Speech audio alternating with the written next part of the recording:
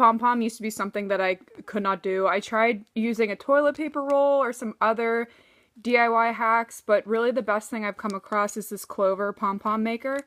And this is in the size large. And I really like how big the pom poms get. Here's an example of one. I have to trim it a little still. But today I'm going to show you how to use the large Clover Pom Pom maker. To begin making the pom pom, you're just going to separate one of the halves of the pom pom maker. And you have to be careful because it'll swivel on you. So keep two of the things together. You're going to pick up your yarn that you would like to make the pom pom out of. Kind of hold it down with one finger and then wrap it over it to secure it. And at this point, you can just wrap.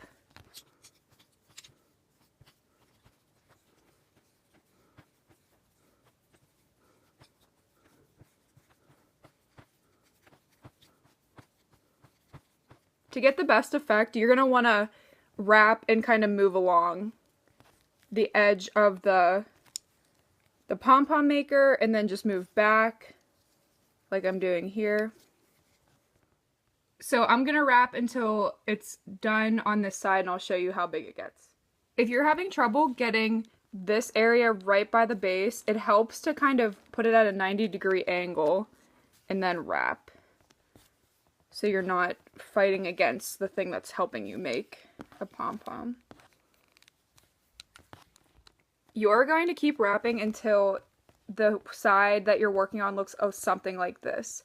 You know that you're going to have a good pom-pom if it's pretty evenly distributed along the bottom, and if this is getting close to being flush with the top.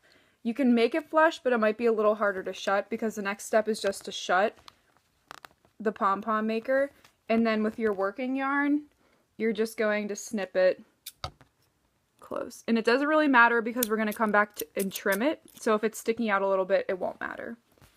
So you're going to repeat what you did on this side next. Once you have wrapped both sides and shut them, your pom-pom maker should look like this. The next step is to cut along the middle of each side, and this will start to form the pom-pom. I had to back my camera up just to give me a little more space. But this part is what I find tricky, is because you can't get your scissors all the way far back here as you'd like to. So you just kind of have to work slowly and not get too impatient because, like I just did there, because you don't want the pom-pom maker to open up and you don't want any of the strands to come out. So really, this is just something that takes a while and is kind of tedious, but it's worth it in the end.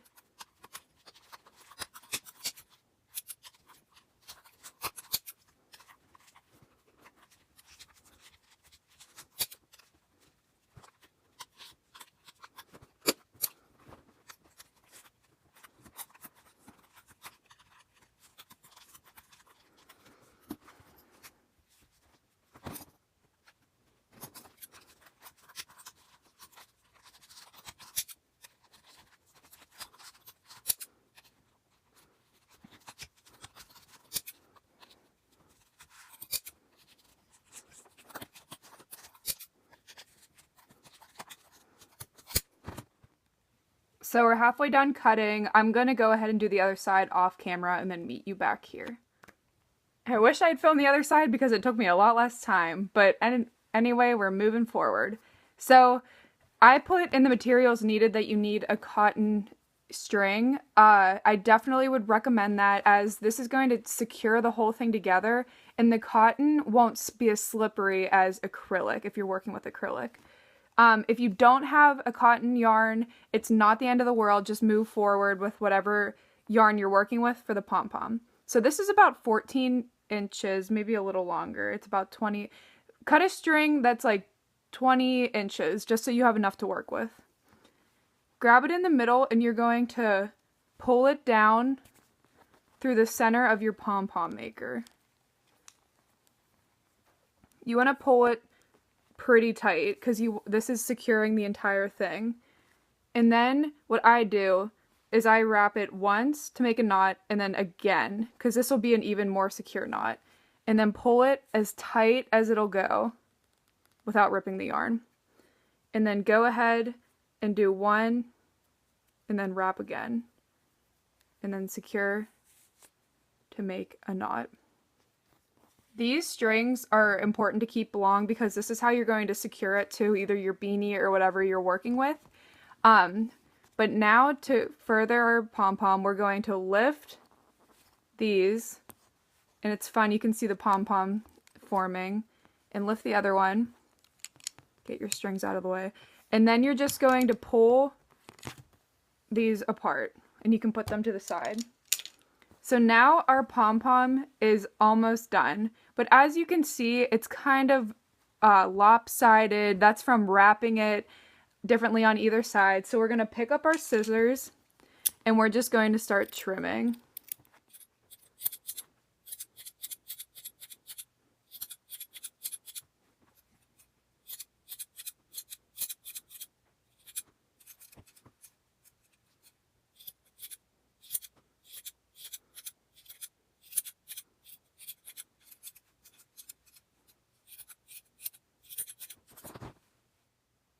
So essentially you're just giving the pom-pom a nice haircut. Mine could still use a little bit of work, but I kind of like when it's not perfect. So I'm happy with my pom-pom, and this is where I'm going to stop.